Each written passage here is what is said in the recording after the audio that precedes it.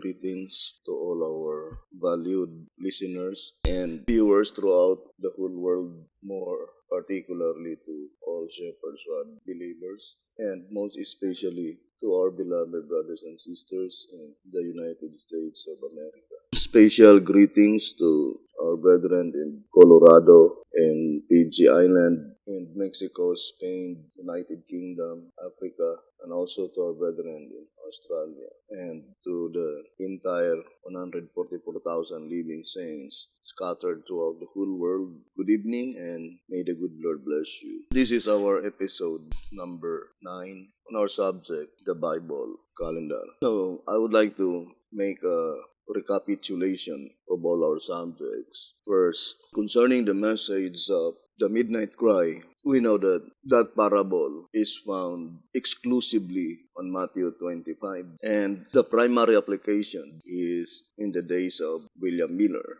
And according to 2SR 181, saying the midnight cry was first proclaimed prior to 1844, and the coming of the bridegroom was Christ coming to the most holy place in the heavenly sanctuary for the investigative judgment of the saints. The investigation being in two sections, first the judgment for the dead and the second for the living. The cry must be repeated, otherwise we would have no present truth for the time of the judgment of the living. The cry for the living being of a greater importance to the world than the one for the dead, and as the virgins are a figure of the living church, the parable must have a direct application to the church at this present time, the coming of the bridegroom for the judgment of the living. So it is high time now, brothers and sisters, to study carefully what had been written in the Bible as interpreted and explained by the shepherd's rod. Now,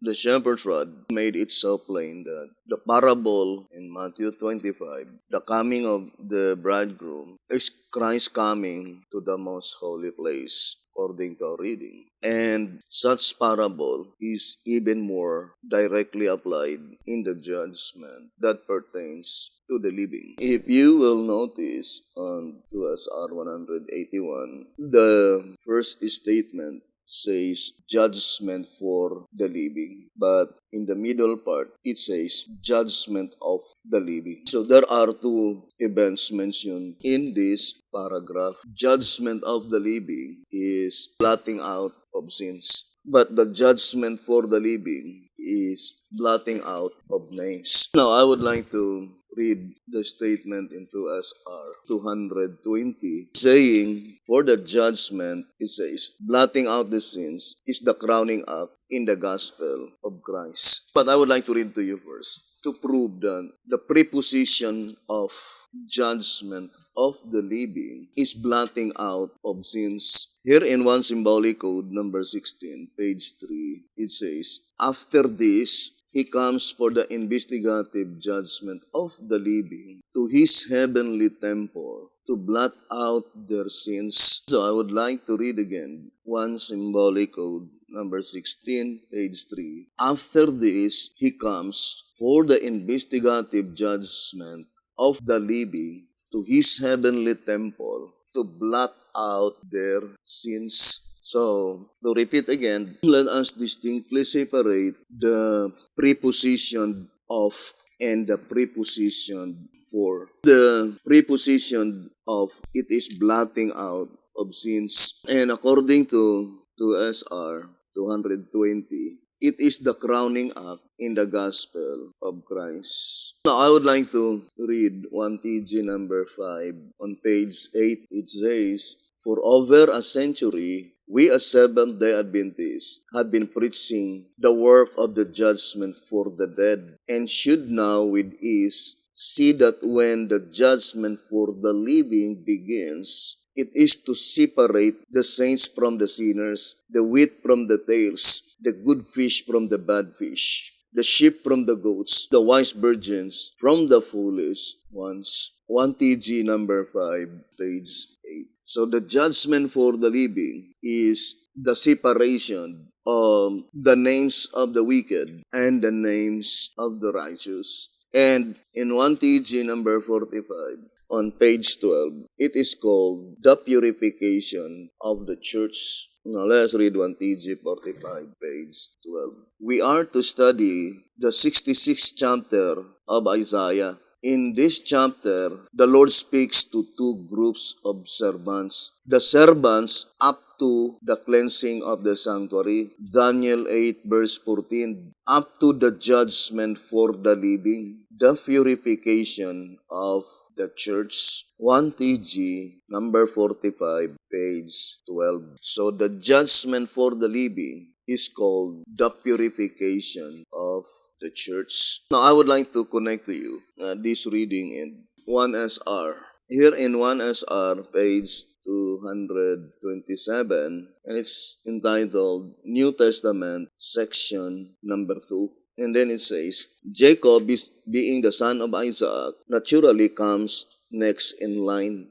Jacob then is the symbol of the second section after Christ, as shown on the chart, beginning in 1844. The aim of the church since that time has been to make the 144,000. As Jacob was the father of the 12 tribes of Israel, the type, just so he is the father in type of the antitype, the 144,000, the true or the true object. The section represented by Jacob is the only fitting symbolical period to give birth to the 144,000. As soon as this number is made and sealed, this particular section is to pass away and usher in the next. As there was an important event with each succeeding section, at the close of the one and beginning of the other, there must be something of no lesser consequence that would make the change of this section with which we have identified ourselves. That important event is none other than the purification of God's church. Now, it can be easily understood, brothers and sisters. Now, I would like to make simple illustration, brothers and sisters. Now, I would like to begin from 31 AD. This is the commencement of the period, which is called the period represented by Isaac. Now, according to the Shepherd's Rod in 1844, that is the period represented by Jacob. And this period will end in the period called purification of the church. Purification of the church. And it's easy to understand because this period is represented by the judgment that pertains to the dead. So, to the dead. And we already read in 1 TG 45, page 12, that the judgment for the living is the purification of the church. So, perfectly corroborating to our reading here in 1SR 227, that this period, represented by Jacob, by which the proceedings in the heavenly sanctuary is the judgment that pertains to the dead, by which this period, according to 1SR 227, will usher in the next period, which is the purification of the church, by which such purification of the church, judgment for the living. So after the judgment that pertains to the dead is ended, then the judgment for the living begins. So let us now carefully study, brothers and sisters, this subject. Now let us continue reading in 1SR 227. So it says here, that important event is none other than the purification of God's church and the separation of the tares from the wheat. Now remember, brothers and sisters,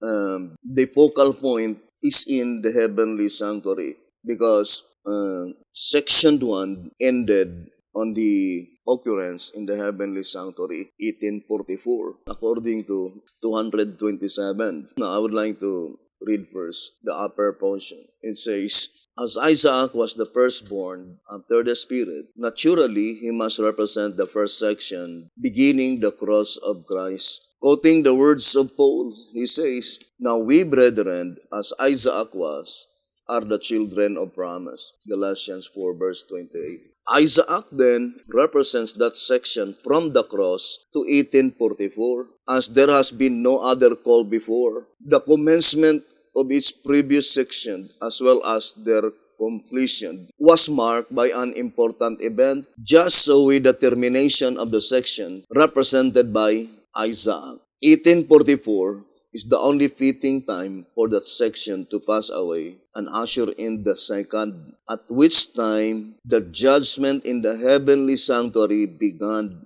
Evidently, the scroll had to make a turn and again type meet antitype. So, the voice of inspiration is very plain that the occurrences takes place in the heavenly sanctuary. So section number 1 ended on October 22, 1844, by which the cleansing of the sanctuary began according to the voice of inspiration. And section number 2 began in October 22, 1844, entitled Jacob.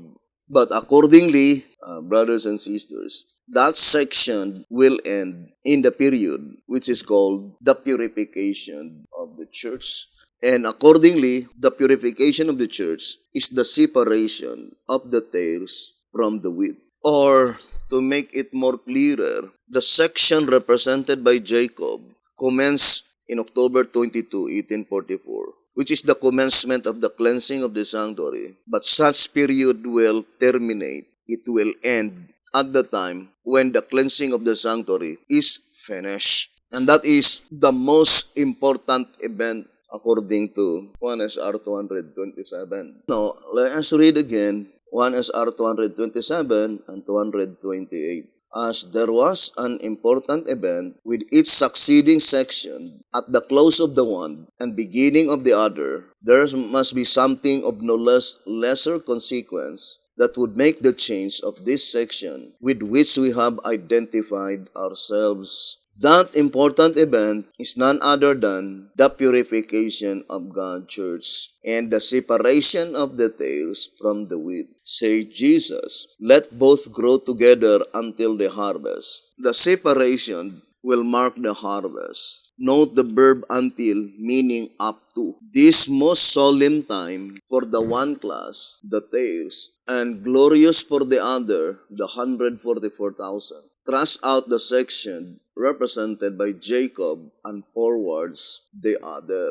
Now, the shepherd's rod plainly declared that this event is very solemn time for the one class represented by the tares, or in other words, is tragedy, brothers and sisters, or very solemn to all of them whose names had been blotted out. And it is glorious, very glorious. What a great day is that day to all of them who will be among the names by which their names will be left written in the Lamb's book of life. Now, brethren, since the shepherd's rod, not only the shepherd's rod, but as well as the Bible and also the spirit of prophecy, plainly declared that there must be a last and final day of atonement. And that final and last day of atonement is intended to the congregation of the living. So this statement on the Great Controversy,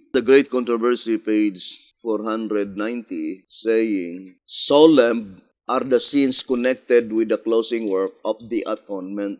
So closing work meaning after that day of atonement, the work in the holy place is closed or is finished. Solemn are the sins connected with the closing work of the atonement. Momentous are the interests involved therein. The judgment is now passing in the sanctuary above. For many years, this work has been in progress. Soon, none know how soon, it will pass to the cases of the living. In the awful presence of God, our lives are to come up in review. At this time, above all others, it behooves every soul to heed the Savior's admonition. Watch and pray, for ye know not when the time is. Mark 13, verse 33. If therefore thou shalt not watch, I will come on thee as a thief, and thou shalt not know what hour I will come upon thee. Revelation 3, verse 3. So,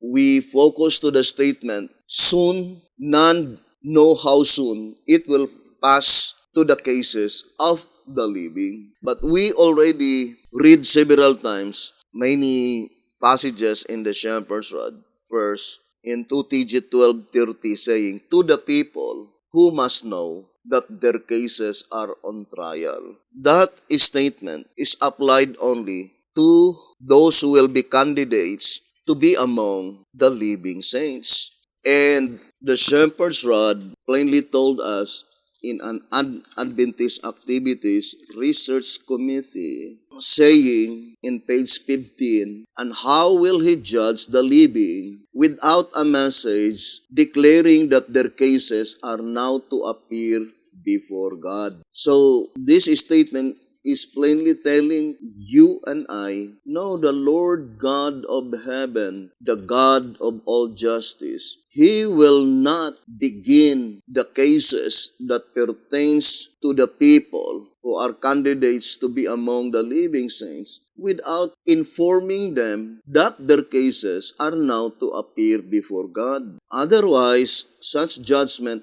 would be illegal and there is no justice at all. Then it says, would the judge of heaven, an Adventist Activities Research Committee, would the judge of heaven condemn one without trial? And how shall he judge him without summons? Now, the only reason why God did not inform Sister White and B.T. Hotep concerning the commencement of the judgment for the living is due to the fact that they are not the people. They are not the people that they need to know that their cases are on trial in 2 TG 12:30. So, the information that was given by God to Sister White, the commencement of the judgment that pertains to the dead in October 22, 1844, in reality, the intention is not to the saints that will experience death and resurrection, but rather to the living themselves. Because if God would not reveal the commencement of the judgment that pertains to the dead, then how could they be able to understand when it will close? So, the statement in 2SR 220 saying, is there any way whereby we can determine the time of the opening of the seal and the commencement of the judgment for the living? If God so faithfully revealed to the living the commencement of the judgment for the dead, 2SR 220, if God so faithfully revealed to the living the commencement of the judgment for the dead, it cannot be possible that He would keep secret the time of the judgment for the living. Or in other words, the revelation of the commencement of the judgment for the dead, the intention is not to them who experienced death. Because in reality, the cases that were considered in October 22, 1844, are to all of them who died under the first seal from Adam to the flood.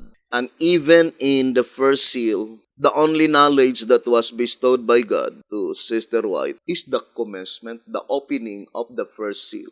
Even the close of the proceedings under the first seal was not bestowed by God to Sister White. And also, the cases that had been considered at that time is not their own cases. Because the cases under the sixth seal cannot be considered not until the cases of them who will be resurrected on the first general resurrection will be finished. So the proceedings in the heavenly sanctuary can be easily determined by resurrection. And we know that as far as the righteous are thus concerned, the only remaining resurrection is those who will be resurrected at the second visible coming of Jesus Christ. And then those who will be resurrected on the resurrection, Ezekiel 37.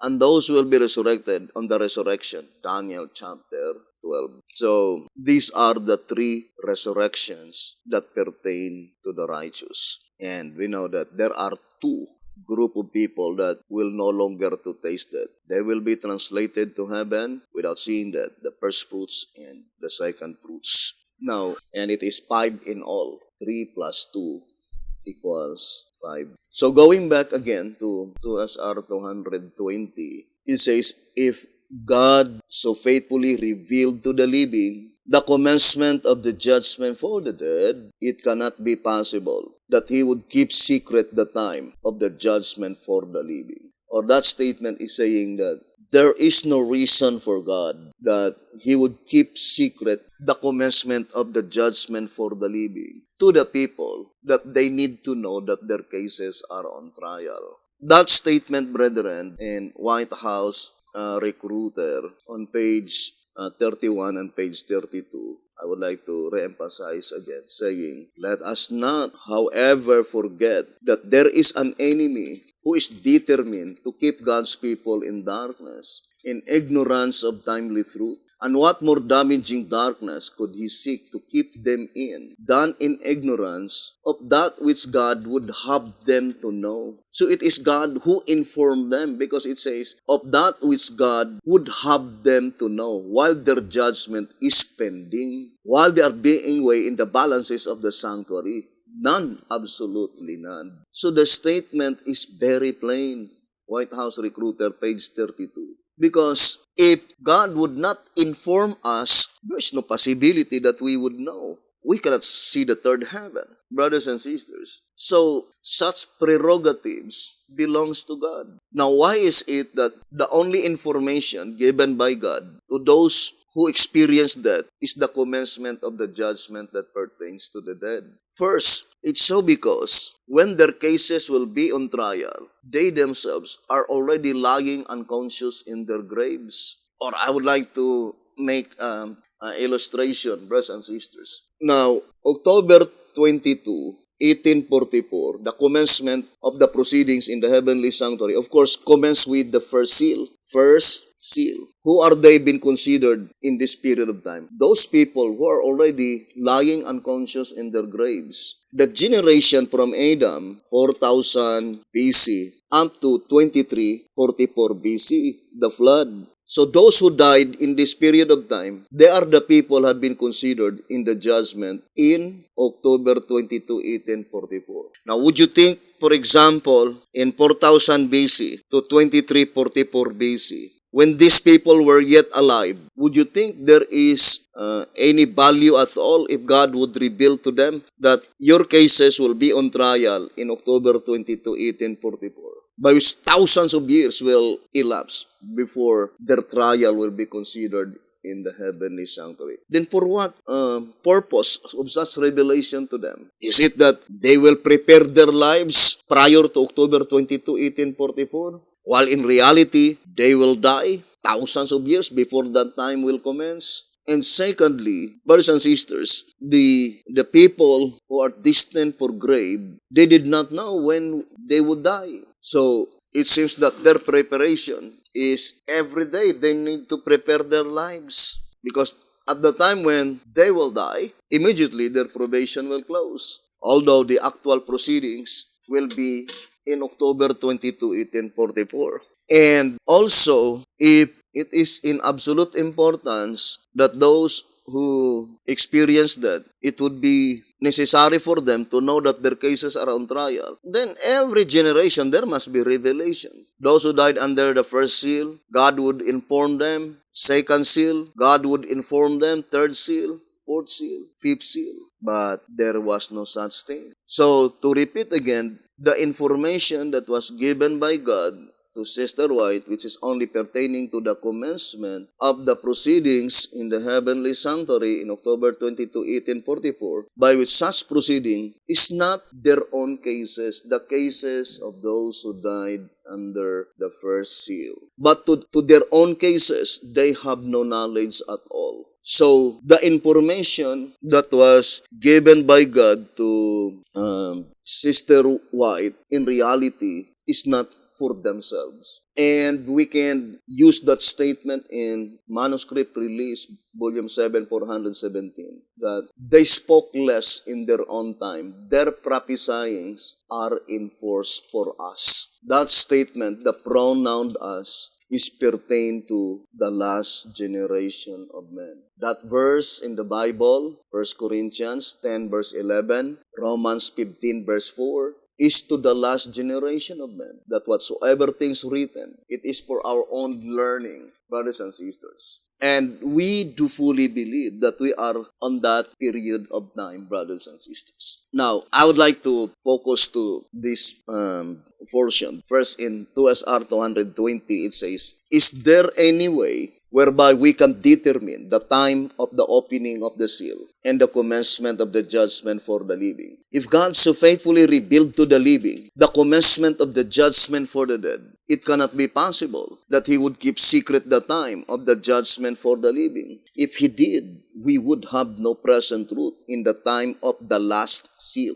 Neither could there be justice in such secrecy, nor could such judgment be legal. Therefore, a revelation of the judgment for the living is of as great importance as the revelation of the gospel itself. For the judgment, which is the blotting out the sins, is the crowning act in the gospel of Christ. Thus we conclude that when the seal is opened and the judgment for the living begins, we must know it. The Day of Atonement in its type proves the same. For the Israelites were well informed of the event, their duty, and the consequence. Now, brothers and sisters, the statement is very plain. This paragraph, I would like to try to elaborate, brethren. First, the only reason that God did not reveal to Beti-Hotep the commencement of the judgment that pertains to the living, because they are not the people. They are not the people that they need to know that their cases are on trial. Who are they? The people who are candidates to be among the living saints. And it is guaranteed by this statement, brethren, that when the appointed time will come to the people, that they need to know that their cases are on trial. The statement in White House Recruiter, page 31 and 32, it says, it is God would have them to know. Or in other words, that statement in White House Recruiter, if God would not inform those people, then there is no possibility that they will know that their cases are on trial. Then, the statement in track number 3, page 54, saying, for when a person's case is pending, and he is unaware of the fact, brothers and sisters, he cannot stand. He will be unable to prepare himself, or there is no possibility that he could be able to escape such tremendous event, blotting out of names. Now, if there is no possibility of knowing, by which Jesus Christ will blot out the names of all unworthy names among the congregation of the living, at the time that among them have knowledge, such proceeding, then for sure, not even one among the congregation that pertains to the living, by which their names will be remain in the Lamb's Book of Life. All their names, all the names among the congregation that pertains to the living will be completely blotted out, because all of them have no knowledge. And would you think there is justice for such proceeding? The most important, brethren, the shepherd's rod never teach such thing. The reason why the shepherd's rod is trying to emphasize that we need to progress with truth, as stated in 1 TG 51, page 5 and 6. If the church is not commensurably growing and expanding, then how can she be a living church? And how can she keep up with the signs of the times and with the progress in the sanctuary above? 1 TG 51, pages 5 and 6. Brothers and sisters, the progress in the sanctuary above. So the shepherd's rod is very plain that at the time when God is now informing the people that their cases are now to be considered this coming Day of Atonement, Satan is determined to keep God's people in darkness, in ignorance of such timely truth, as stated in White House Recruiter, page 31 and page 32. And in this reading, look at the statement in White House Recruiter, page 32, saying, and what more damaging darkness could he seek? So there is no more damaging darkness. This is the most damaging, pointing to the saints to be candidates as the translated saints. And what more damaging darkness could he seek to keep them in, done in ignorance of that which God would have them to know. God is informing them. God desires them to know that their cases, their judgment in heaven is pending. While their judgment is pending, while they are being weighed in the balances of the sanctuary, none, absolutely none. And look at the next paragraph. It says, consequently, it is to be expected that now, in reality, this statement is applied this year, now. More than ever before, all of us are to meet with the fiercest opposition. So-called great men, having not so much even as a spark of divine light, will, acting like madmen, hastily spread confusion everywhere. This they will do by engendering prejudice. I know, brothers and sisters, the devil is very busy at this time. And I am not worrying the work of God because I fully believe, as stated in the Shepherd's Rod, that no one can thwart the work of God, brothers and sisters. Let me see if I could find that statement. The voice of inspiration says no, and even and only God can do such thing. No one can thwart the work of God. 1TG, the voice of inspiration says that, and no one can advance. My only duty, brethren, is to proclaim this message. 1TG 21, page 2. That is my only duty. And God knoweth deep down in my heart. I'm studying every day how to proclaim this message in a more comprehensible manner. Because my desire is to save. But I remember, brothers and sisters, that statement saying that human effort can only done harm. It says here, I would like to read this reading in 1TG 21, page 2. What shall we now pray for? I think we should pray to know that God, not man, is at the head of the work. To know that no man of himself can advance or thwart God's work. That only God himself can do either. That we need not feel God's work is dependent upon us. That if we ever remember this, we shall have a closer walk with Him. This, I believe, is what we ought to pray for today. And in 2TG 23, page 13, it says, we can't but put our heart and soul in the work,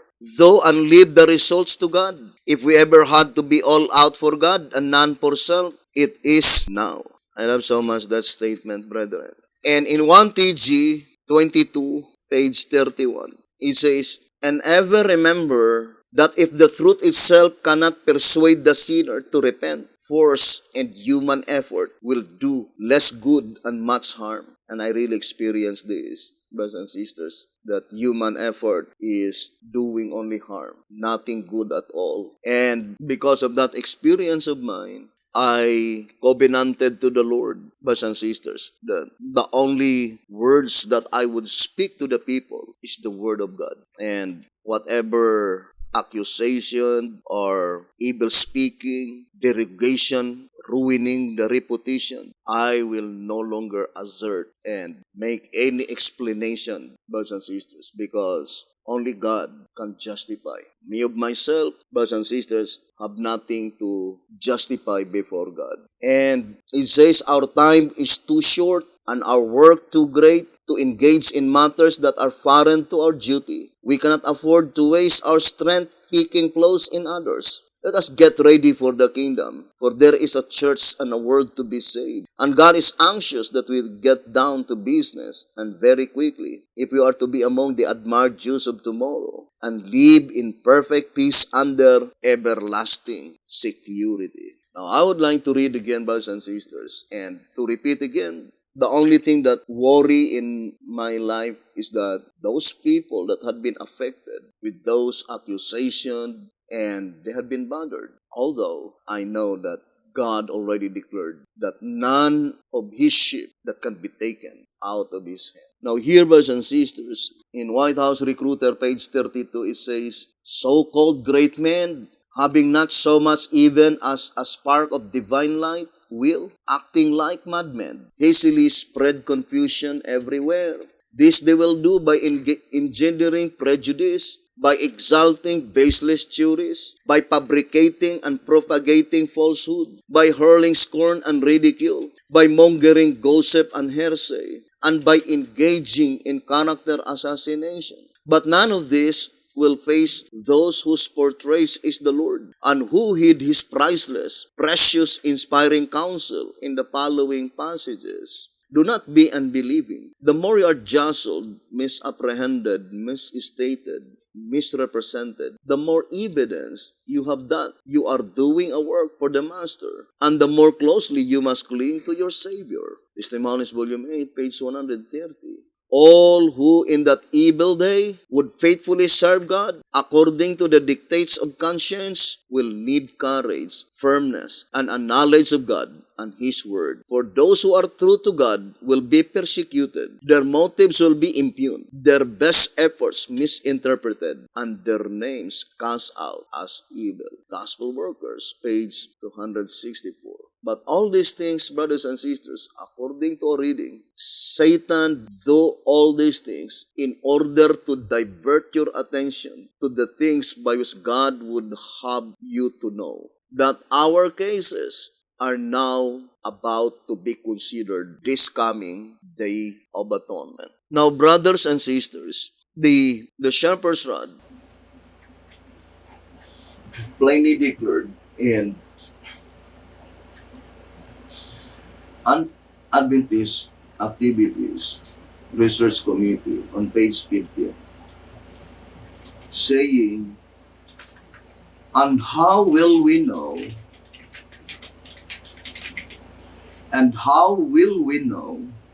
when it comes if we keep our eyes and ears closed? If we do not change our present state of mind, how shall we believe, even if we should accidentally hear that the message is come? An Adventist Activities Research Committee. The Shepherd's Rod declared in Jezreel Letter, number 2, page 2, saying, how will we get the message of the judgment for the living? It says, Jezreel Letter, number 2, page 2, how will we get the message of the judgment for the living? The answer is clear to all. We will get it in the same way we got the one in 1844, since it then came through inspiration and through God's own chosen instrumentality. It is certain that the additional message too is to come in the same way. That is by inspiration through God's own chosen agency. Indeed, truth is never revealed in any other way but by inspiration. And then it says, brethren, 2TG number 12 on page 30. I read this statement several times for your own good, for your own benefit, to establish you firmly what the shepherd's rod is telling to you and I.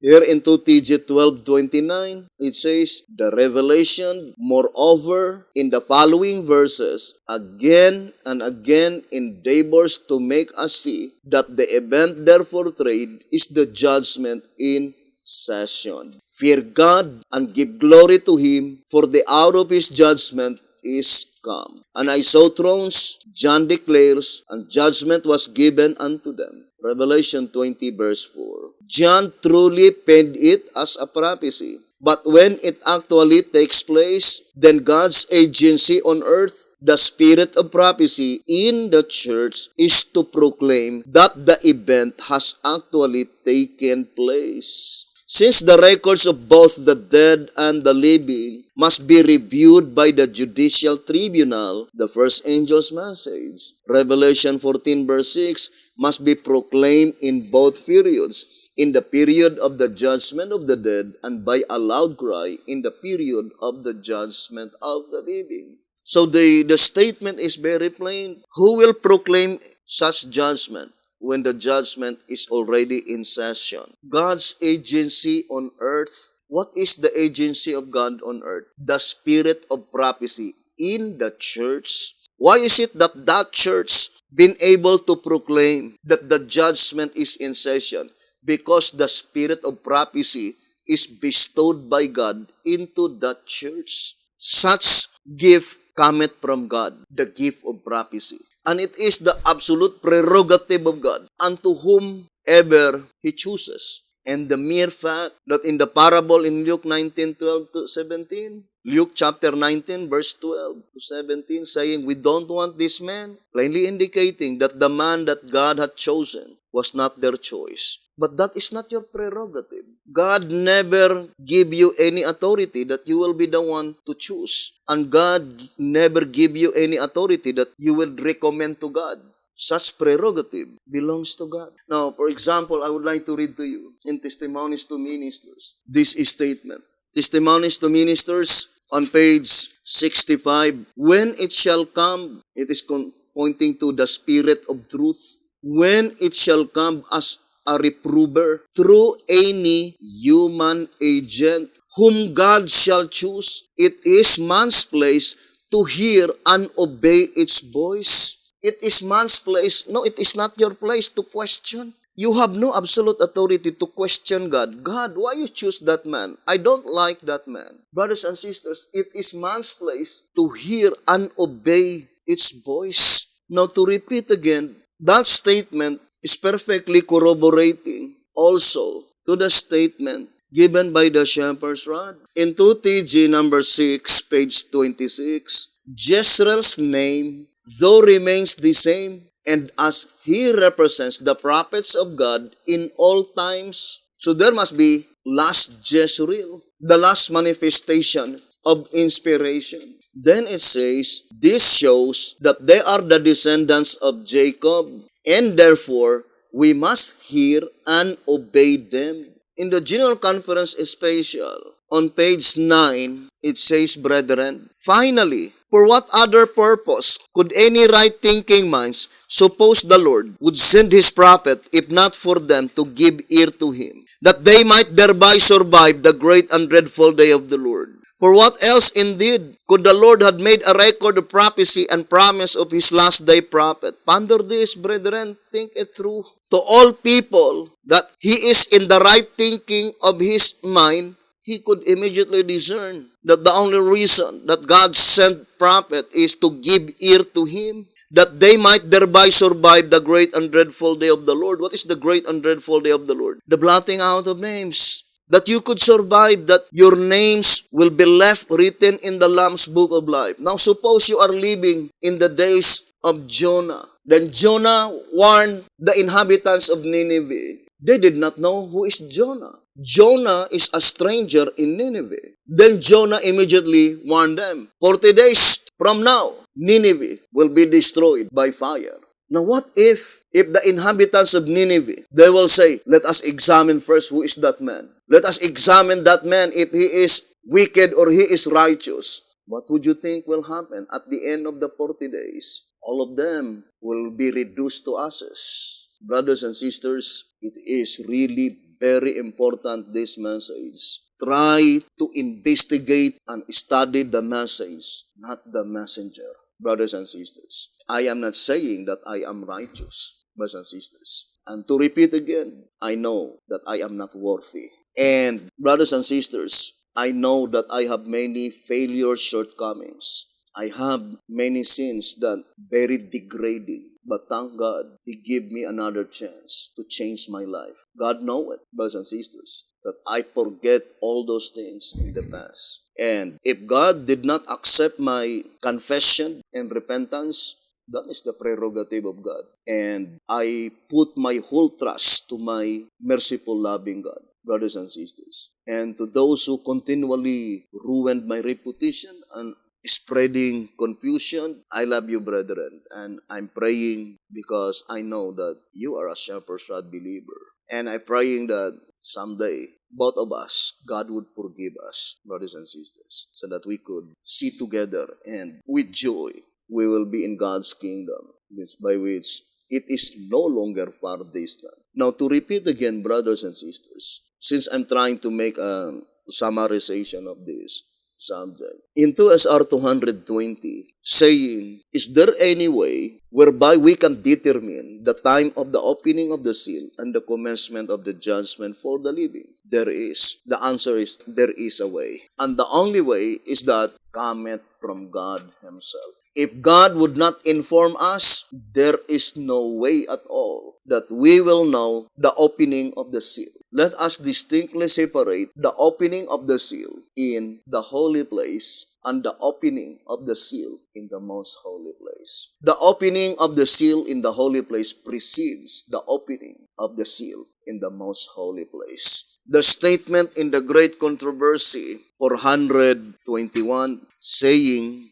"But before this can be accomplished," that is pointing to the blotting out of sins. The Great Controversy 421 and 422. "But before this can be accomplished, there must be an examination of the books of record to determine who, through repentance of sin and faith in Christ, are entitled to the benefits of His atonement."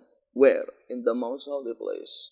So the statement, there must be an examination of the books, that is, whose names to be blotted out and whose names to be retained. And only those names that had been retained in the Lamb's Book of Life, that their sins will be blotted out. So in that reading, in the Great Controversy 421, 422, the blotting out of names precedes the blotting out of sins. That before Jesus Christ will blot out the sins, there must be an examination of the books first. There must be a close scrutiny to see who are entitled to the benefits of Christ's atonement in the most holy place. And we are now studying our own cases. We are the very people that we need to know that our cases are on trial. Brethren, it is Satan who are trying to divert your attention, as stated in White House Recruiter, page 32.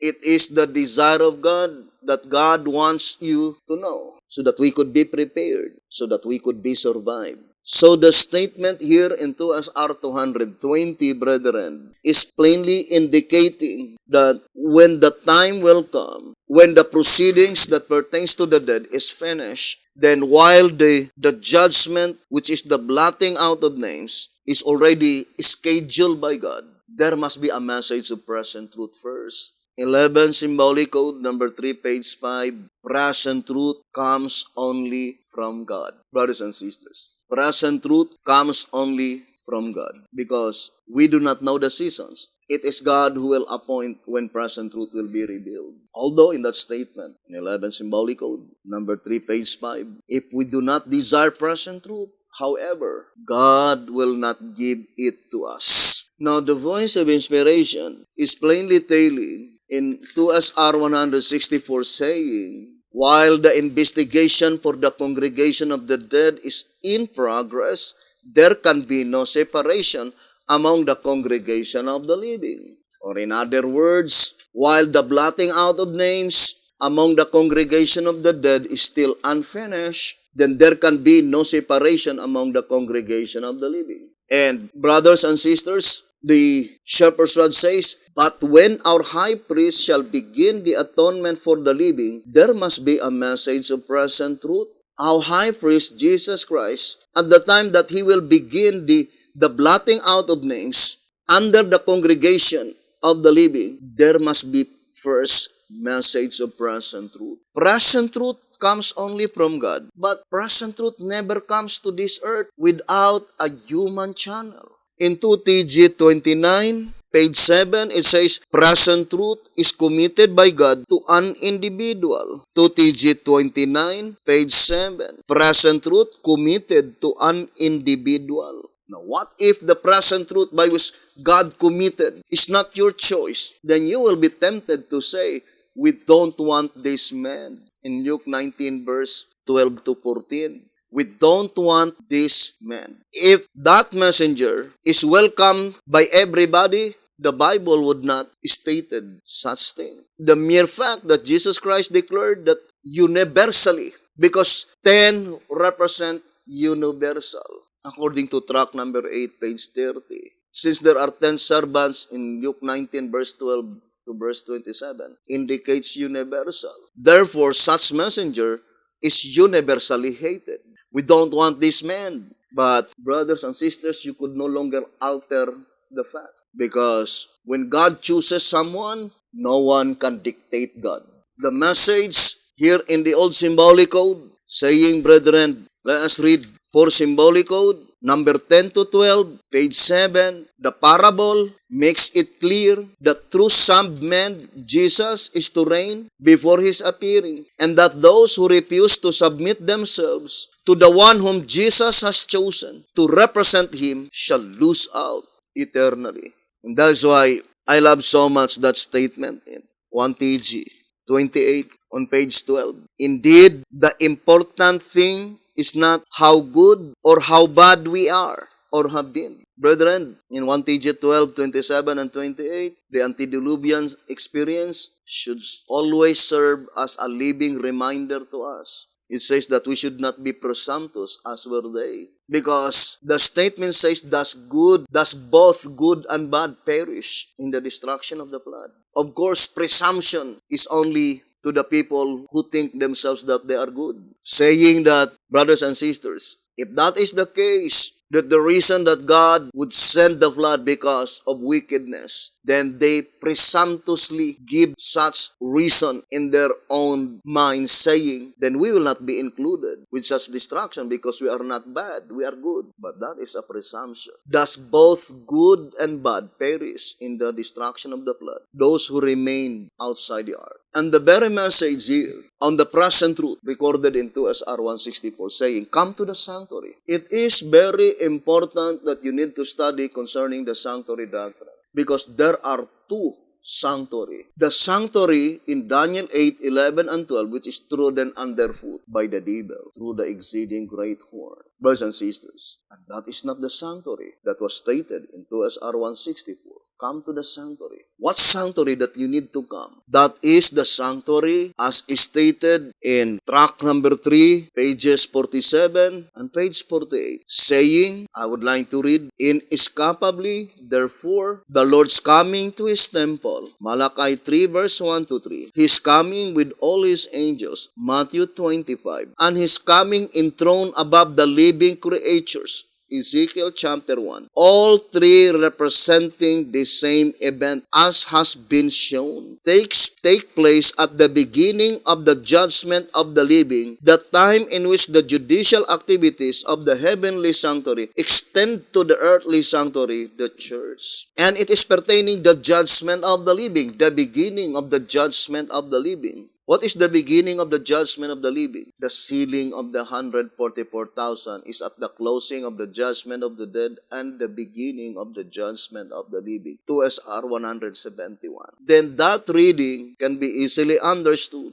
in tract number 3, page 47 and 48, that the only sanctuary that you need to come must be the sanctuary by which the judicial activities in the heavenly sanctuary is extended to that church. For sure, Ezekiel 9 is the sanctuary that had been trodden underfoot by the devil, by which the 5 angels with slaughtering weapons entered into that sanctuary, because there is no blood in the doorpost. Come to my sanctuary, and they began slaying the ancient man, the leadership. That sanctuary is God's sanctuary, by which it was conquered by the devil, trodden underfoot. Brothers and sisters, the statement given in 2SR 169, saying again, 2SR 169, again we note at the time of the Passover in Egypt, the blood on the doorpost was a type of the marking or sealing. In that night, wherever the blood appeared on the doorpost, the firstborn, whether male or female, perish not. Just so now, those who receive the seal have applied the blood on the doorpost forehead. And as the firstborn of both classes, those who died and those who did not, were a type of the present priesthood ministry. Evidently, the type points forward to a ministry in the antitype made up of both sexes. The firstborn who died represent the class that shall fall under the slaughter weapons of the 5 men. And the firstborn who escaped from death represent the class that shall receive the mark of the men with the writer's inkhorn and pass from death to life. Thus the firstborn who live and pass through the Red Sea are type of the 144,000. And it was predicted beforehand that there are 144,000 who will respond to the heavenly summons. Here in 2SR 164, saying, he who fails to respond to the heavenly summons will be left without the seal or covering of God, and therefore must be cut off from among his people,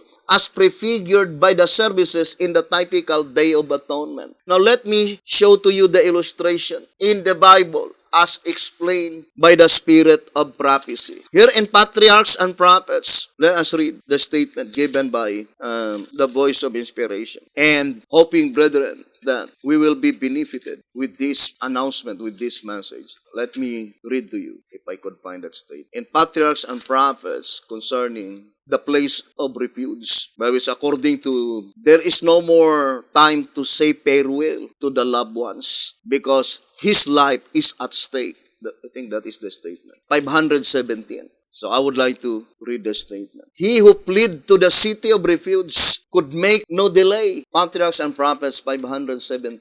He who fled to the city of refuge could make no delay. Family and employment were left behind. There was no time to say farewell to loved ones. His life was at stake, and every other interest must be sacrificed to the one purpose, to reach the place of safety. Weariness was forgotten. Difficulties were unheeded. The fugitive dared not for one moment slacken his pace until he was within the wall of the city. Patriarchs and Prophets 517. And we know that according to 13 Symbolic Code 3 and 4 on page 9, accordingly, the sanctuary is the place of refuge.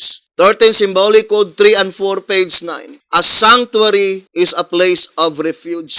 Besides being a place of refuge to God's faithful ones, he is also to be a rock of offense to both the houses of Israel, Judah and Israel, and a gin and a snare to the inhabitants of Jerusalem. 13 Symbolic Code 3 and 4, page 9. Although we will discuss the last portion, it is concerning the Assyrian Confederacy. Now I would like to read again, brethren, the statement in 2SR 164. But when our high priest shall begin the atonement for the living, there must be a message of present truth, sounding of the trumpet, urging everyone to lay hold on the lamp of God, which is Jesus Christ, by which only can he in figure come to the sanctuary, confess his sin, and secure his life. The statement says, urging everyone to come to the sanctuary by which Jesus Christ is in or within that sanctuary. But I do fully believe that that is pointing to the present truth, because it is represented by the invisible Christ. Here in 1 Symbolic Code, let us read the statement given by the voice of inspiration. 1 Symbolic Code number 4, page 6. Briefly summarize, the words messenger of the covenant mean nothing more or less than to say the Holy Spirit in heaven's visible representative, or the invisible Christ in the message. Or in other words, brothers and sisters, you need to come to the sanctuary by which the present truth is deposited by God. What present truth? The judicial activities in the heavenly sanctuary is extended to the church. Track number 3, page 47 and 48. That church has a complete information concerning the entire proceedings in the heavenly sanctuary from start to finish. That statement in track number 15, saying on page 13, both seers distinctly declare that the events which they saw was the judgment. The difference between the two scenes is that Daniel was led to look into the sanctuary while preparations were being made for the judgment to convene, whereas John was led to look into the sanctuary after the judgment had been set up. In fact, John not only saw the judgment in progress, but he saw the whole proceeding from start to finish. So that statement can be easily understood that when the entire book of Revelation will be completely unfolded, then the complete information concerning the proceedings in the heavenly sanctuary is completely revealed from start to finish. And that was also illustrated, brethren, on White House Recruiter, page 39, that the message of the third angel cannot swell into a loud cry, saying here in page 39, White House Recruiter, all who have perused these pages to this point have surely become aware of the fact that even this very restricted representation of the additional message, that of the judgment of the living, gives in itself tremendous power and force to the three angels' messages, as stated in early writings, page 277. But in what way is it to give absolute power and force to them? First, by bringing to light the heretofore unrevealed aspects of the judgment, and then subsequently by freeing God's people from both sin and sinners, thereby bringing into existence the long-looked-for purified church that looketh forth as the morning, fair as the moon, clear as the sun, and terrible as an army with banners. Song of Solomon, chapter 6, verse 10, Prophets and Kings, page 725, a veritable powerhouse indeed. So the message of the third angel can never swell into a loud cry, not until all the aspects that pertains to the judgment will be completely unfolded. And the voice of inspiration says, in White House Recruiter, page 34, saying, with the completed judgment message in the 11th hour. White House Recruiter, page 34. And perfectly corroborating to the statement in 2 TG 1230, saying, moreover, the revelation is to be more fully understood during the judgment of the living. And that is the 11th hour. So, that is the complete unfoldment of the book of Revelation, which is the entire proceedings in the heavenly sanctuary. So, brethren, I would like to read again the statement in 1 TG 28, page 12, saying, indeed, the important thing is not how good, brothers and sisters, in reality, our good works in the sight of God is nothing but filthy rags. The Shepherd's Rod made it so plain that in 1 TG number 12, on page 27, our so-called good works alone, 1 TG 12:27, our so-called good works alone will not lead us out of Babylon. No. But our understanding the truth for this time, this year, and implicitly heeding God's call will. So the statement in 1 TG 28, page 12, saying, indeed, the important thing is not how good or how bad we are or have been, but how susceptible and submissive to present truth we are now while it unfolds. While it unfolds, we should not place ourselves on the wrong side. Brothers and sisters, the very truth concerning the final day of atonement is now unfolding. And here the voice of inspiration says, in track number 1, it says, brethren, in page 24, these solemn words, may it lay well to heart, and may none let the enemy beguile them with good words and fair speeches. On this life and death matter, fix in your mind the fact that Christ rising up from his mediatorial work cannot be after probation has closed. For note carefully, he is to rise up during the unfolding of truth.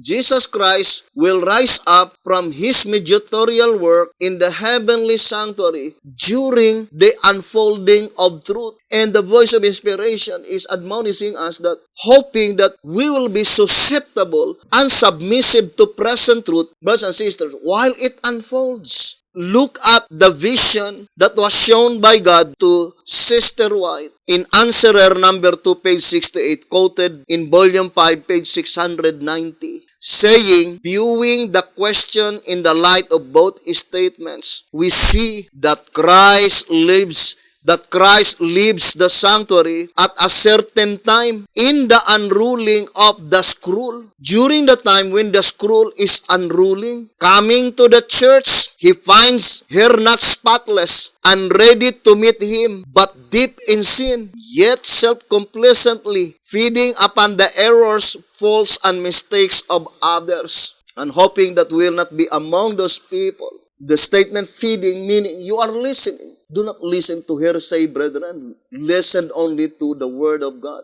Our ears is given by God to listen to the truth. Now here the shepherd's rod says in 1 TG 28 page 12, indeed the important thing is not how good or how bad we are or have been, but how susceptible and submissive to present truth we are now while it unfolds. The real burden of our prayer should be that we catch a vision of the truth that makes free if accepted as the scroll and rules. Now let us focus now our vision on that final day of atonement, by which, according to the shepherd's rod, the destiny of all will be forever fixed. Here in track number 15, on page 28, saying, in the typical atonement, everyone's destiny among the professed people of God was forever fixed.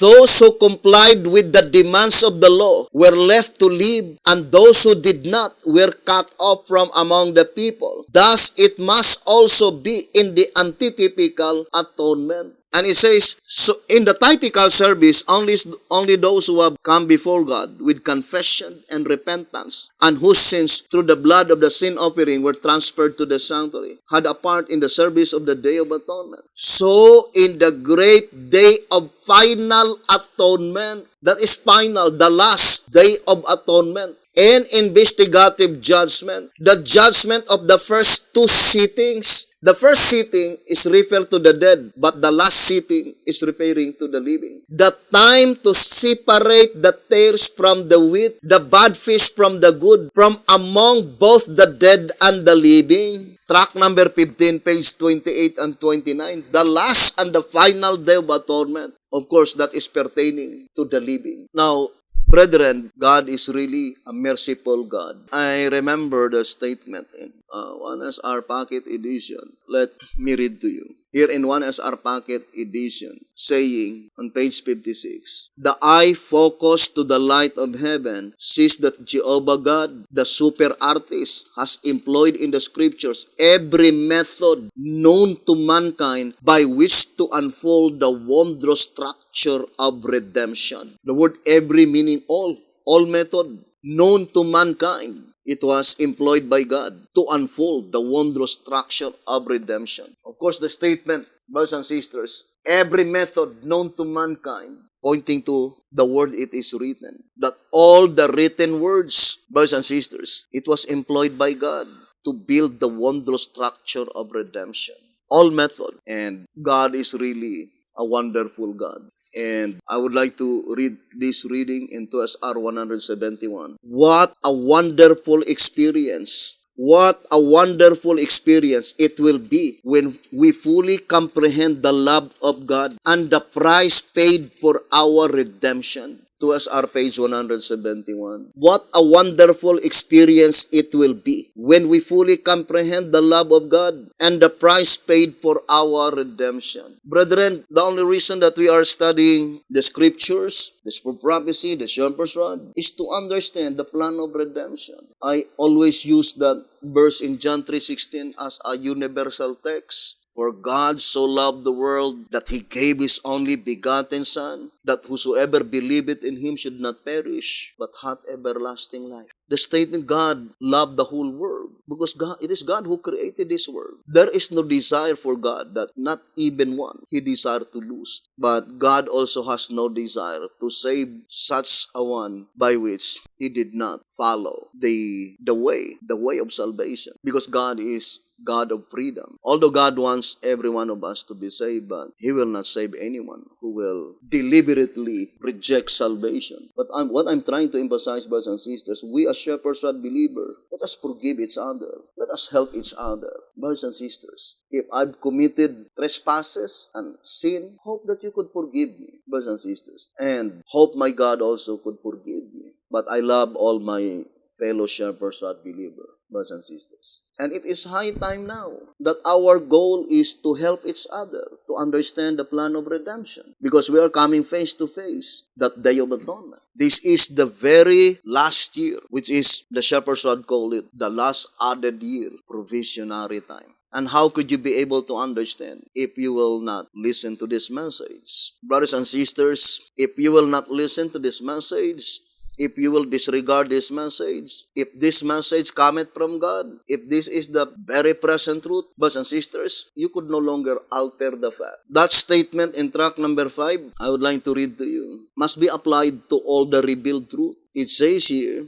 page 85 and page 86. But I would like to read on page 86. It says, as a matter of fact, trying to obscure the light on any other Bible truth will in no way darken or doom it, but only darken and doom himself. Track number 5, page 86. You cannot darken this message, brothers and sisters. Now, let us go back to our study. The Shepherd's Rod is trying to emphasize that if God faithfully revealed the commencement of the judgment that pertains to the dead, then there is no reason that God would not reveal to His people the time when such judgment will close, and then the judgment for the living begins. That is the message in 2SR page 220. And that is why in 2SR 164 says, unless the close of the judgment for the dead and the commencement for the living be made known to us, we would have no present truth while the judgment for the living is in session. Now, what will happen if the judgment for the living is in session? What does it mean? That the judgment for the living is already in progress. And the people by which their cases will be on trial on that period of time, by which not even one among them has no knowledge at all. The statement says, then we have no present truth. The statement, unless the close of the judgment for the dead be made known to us and the commencement for the living be made known to us, we would have no present truth while the judgment for the living is in session, can be easily understood that the very present truth while the judgment for the living is in progress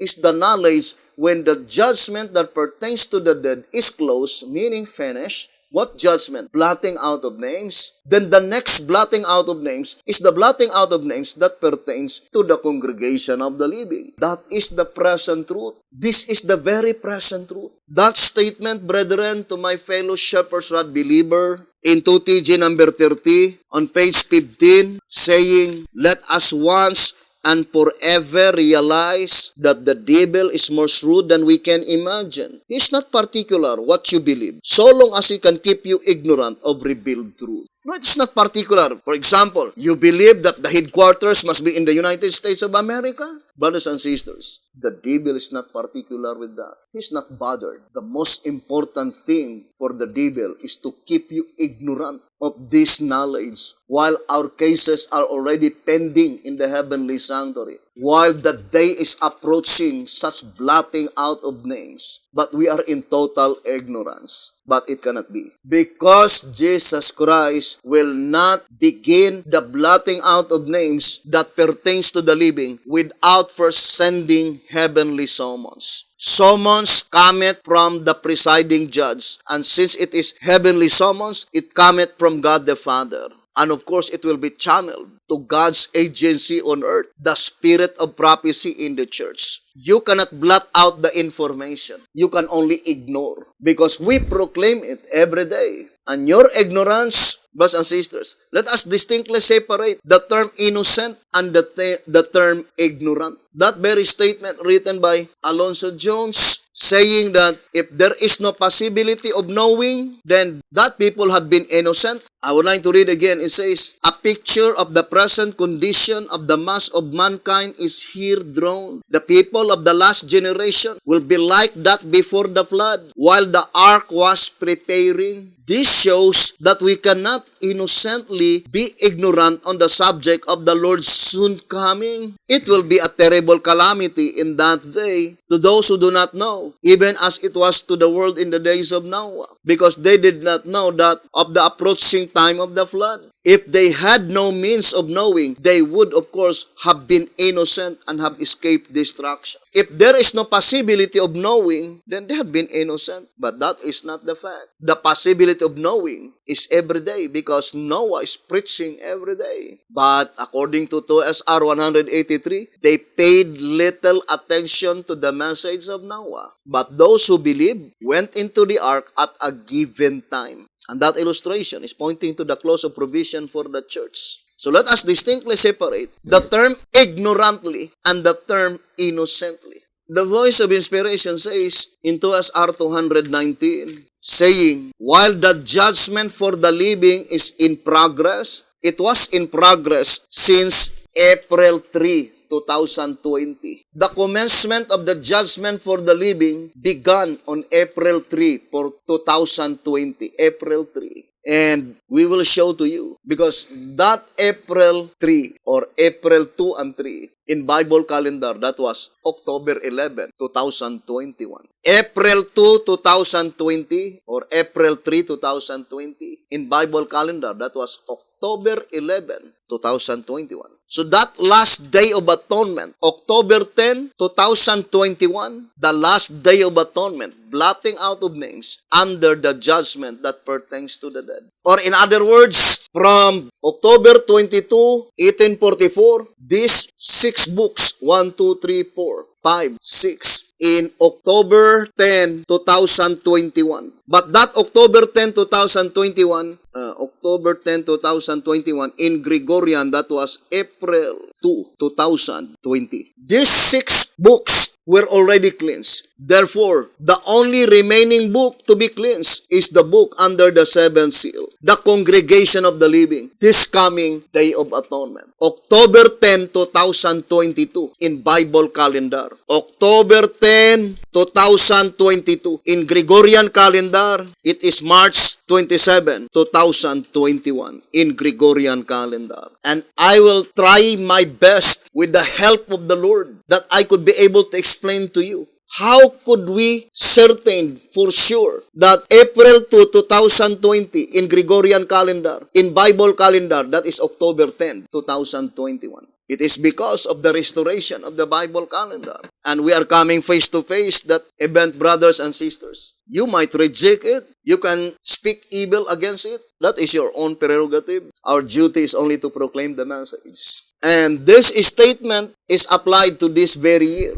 To SR 219, it says, while the judgment for the living is in progress, every sin must be confessed and put away. He who would neglect this great privilege, that is a great privilege that had been given by God, to inform us such final Day of Atonement. The same with the statement in 4 BC 11:39. They are privileged to see by faith what is going forward in the heavenly sanctuary. And you neglect such privilege. That is why here in 1 TG 41 on page 25, unbelief and indifference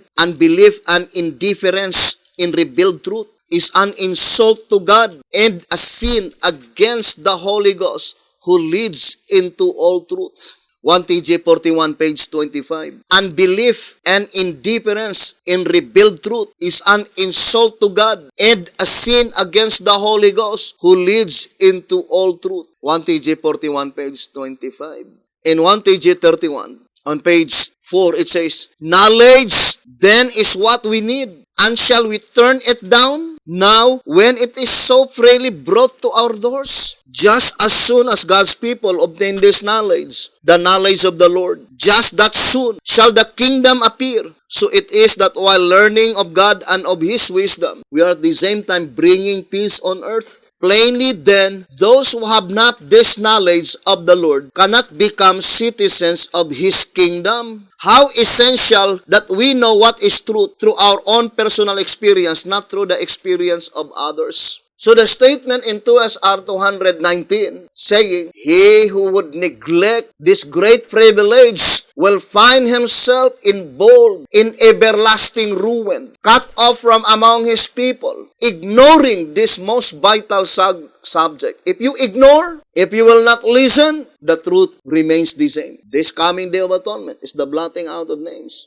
Ignoring this most vital subject would not profit us in the least. Now, for example, I would like to share to you, brothers and sisters, concerning the proceedings in the heavenly sanctuary. Now, ponder deeply, brethren, in this study. Why is it that the age of Isaac is 180, which is perfectly corroborating to the statement in 2 SR, that from 1844, there are 3 full hours. Now, I would like to read 2 SR 233. It says, mark the following point with care. From the 9th hour in 1844 to the 12th or close of provision, there are only 3 full hours. we know that 1 hour consists of 60 minutes. Now, 3 times 60 minutes, it's hour. Now, 3 times 60 equals 180. Brethren, this is one of the truth which is very clear. Now, here in October 22, 1844, that is pertaining to the proceedings in the heavenly sanctuary. 3 full hours, 3 times 60 equals 180. The same with the age of Isaac, 180. And the shepherd's rod, as well as the spirit prophecy, plainly declared that Isaac typify Jesus Christ. Now let us read 1 SR. It says, page 15 and 16. In volume 3, page 369, we read, Isaac was a figure of the Son of God who was offered a sacrifice for the sins of the world. Again, we read in Desire of Ages, page 112,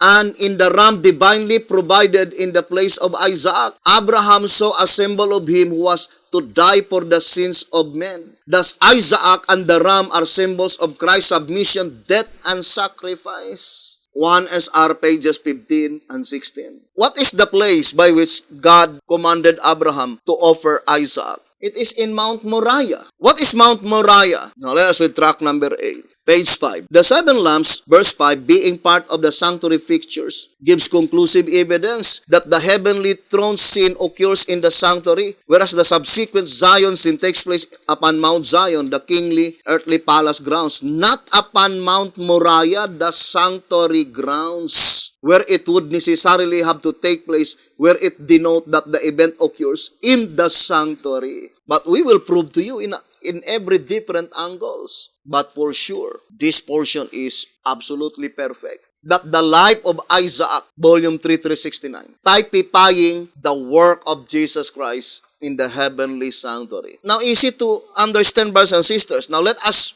try to look at this very important event, which is also typifying 3 full hours. 3 times 60 equals 180. So the 3 full hours represent 180 Day of Atonements. 180 Day of Atonements. Now, brethren, I will no longer read, since we read such statements several times in 2SR 229, that God inspired the modern science for the purpose of the proclaiming of the message of the 11th hour to quickly finish the work. Also, White House Recruiter, page 36. And that statement is really true if we will look at the modern science concerning how they computed the duration of time by days. And since we already explained that the Bible calendar consisted, brethren, 360 days every year, right? 360 days every year. 12 months in a year, 30 days every month. So let us multiply 180 years times 360. Then we have 64,800 days. 64,800 days. Now, let us add from October 21, 1844, 64,800 days. We will show to you